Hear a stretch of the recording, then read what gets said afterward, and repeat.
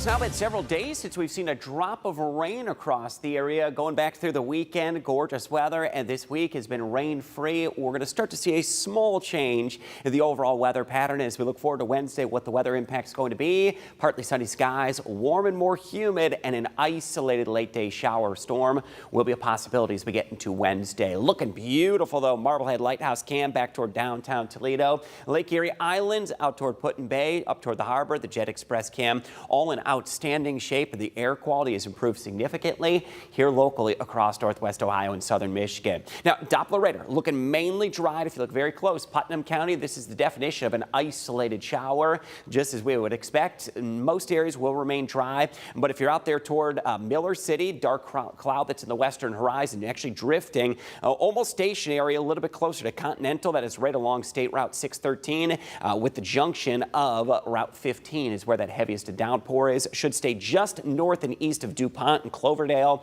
but one little isolated shower down in Putnam County. No rain here in the Toledo metro. In fact, if you look up, the skies are fairly clear overhead across downtown. Could be an ideal evening to head out to the metro parks. A little bit cooler toward Manhattan Metro Park or Pearson.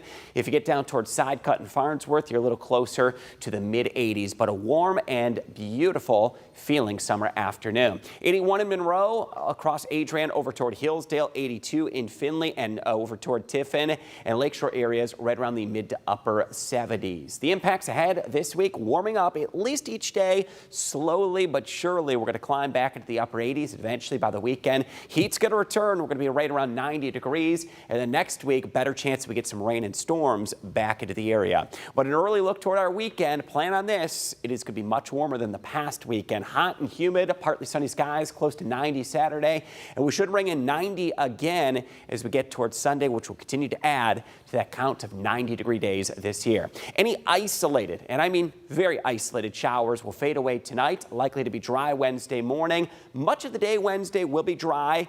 Tomorrow afternoon does carry a slightly higher chance of a few isolated showers. That'd be after 1 p.m. through about 6 to 7 p.m. That chance of just one or two isolated showers, that fades away quickly. Once we go towards sundown time on Wednesday, then Thursday, dry conditions Thursday morning and likely to stay dry much of Thursday afternoon. For tonight, mostly cloudy skies will return back into the picture. More humid feeling night, 64 degrees the overnight low.